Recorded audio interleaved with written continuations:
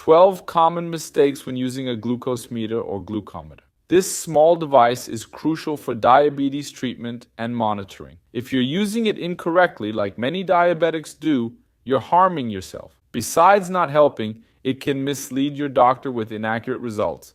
That's what I'll be discussing today. I'll also explain what good glucose values are. You often ask about good levels for diabetics and non-diabetics.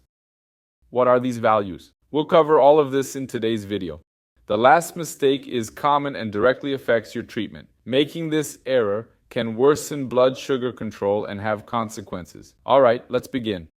There are 12 mistakes. I'll discuss the values later, okay? The first mistake is the test location. Where should you perform the test?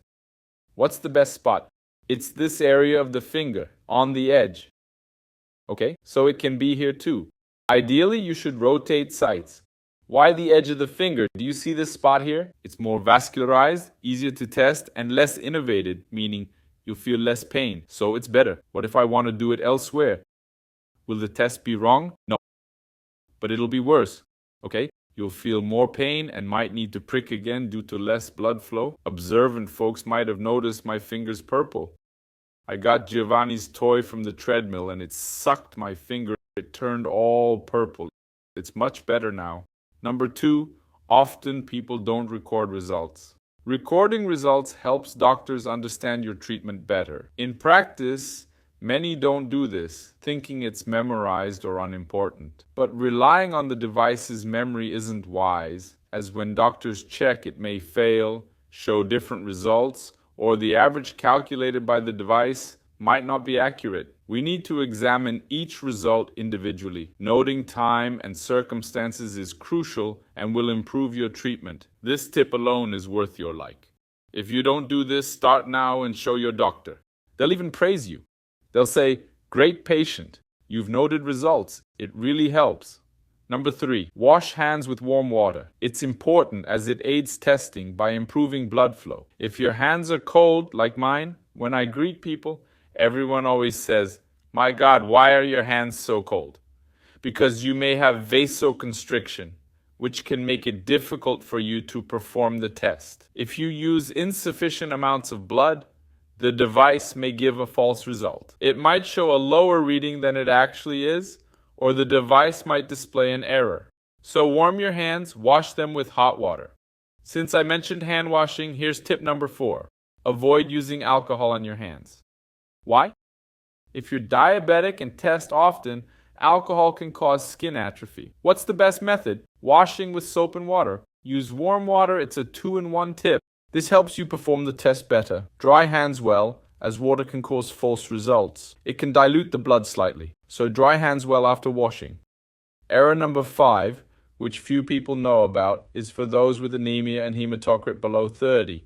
Be careful, as not all devices are suitable for hematocrit levels below this threshold. Anemia with low hematocrit may give falsely low results. Thick blood with high hematocrit also affects many devices. It can give falsely high results. Ask your doctor if you have very low or high hematocrit. You'll need to discuss this with them. Often, you'll need to measure using the strip outside the device. Some devices have a wider range, but consult your doctor. Sometimes your device isn't right for this. Not all devices can measure outside the range I mentioned. Tip 6 is about timing your measurements after meals. You've heard it's 2 hours, right? But is it 2 hours from when you start or finish eating? This is a common question. Do you know the answer? The correct time is 2 hours after you start eating, not after your last bite. Mistake number 7 is about fasting blood sugar, taken right after you wake up. Ideally, the fasting period should be between 8 and 12 hours. If you eat late at night, doctors might get a false reading of your morning glucose. This value is crucial. I'll explain the ideal ranges later, but be mindful of the fasting time. Fasting for over 12 hours can also affect the results. It's a curious thing, isn't it? People wonder why blood sugar rises even when they don't eat overnight. In the morning, hormones like cortisol naturally increase, raising blood sugar levels. Not just cortisol, but glucagon and growth hormone, which adults also have. The liver also produces sugar. It can generate glucose. That's one of the liver's functions. That's why your blood sugar often rises when fasting longer, due to the 2 factors I mentioned. Mistake number 8 is about cleaning the device. Do you see the sensor here? You need to be careful with moisture. Don't clean the sensor part with water as it can damage it. Ideally, use a dry cloth or isopropyl alcohol, which won't harm the sensor. My advice, just wipe it with a cloth. It's enough to clean it well without risking damage. Mistake 9 is only checking when you think your sugar is high, or checking too often without doctor's orders. Many ask how often they should test their blood sugar with the device. There's no one-size-fits-all answer. It depends on each individual case. It varies based on insulin use and medications that might lower sugar too much. Blood sugar levels, if someone's managing early diabetes or just diagnosed, may require different testing schedules. Testing times can vary too. I often see that testing causes a lot of anxiety. Sometimes I tell people to test 3 times daily and we'll review results in a month. But they come back saying, I tested 9 times daily because I was so anxious. This can actually hinder your treatment. Anxiety and stress can raise blood sugar and give false readings. Another common mistake is only testing when you think levels are high, like when stressed, overeating, or consuming foods known to spike blood sugar. It's best to follow your doctor's recommendations exactly. No more, no less. Got it? Mistake number 10 is about using the lancing device. That small tool used to prick your finger for capillary glucose tests. Do you know what those numbers mean from 1 to 9? Those numbers indicate how deep the device will prick your skin. For example, 1 makes a more shallow prick. So those with thinner skin should use lower numbers. If you have thin skin but use 8 or 9, you're pricking deeper than needed. This can cause more pain and skin damage. If your skin's thick and you use low numbers, you might not get enough blood. So thick skin needs higher numbers. Thin skin needs lower ones. Number 11, the glucometer's margin of error. Do you know the acceptable margin of error?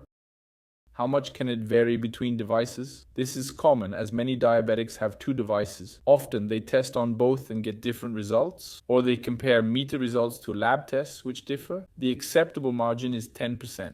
For example, if lab glucose is 100, meter can show 90, 110. If outside 10%, check if the device measures correctly. If you're getting very different results, bring it to your next appointment or take it to a health facility that professionals can easily evaluate to know if the device is measuring correctly or not. Error 12, which can directly impact your treatment and most don't do, is using the device to your advantage. And how do you do that?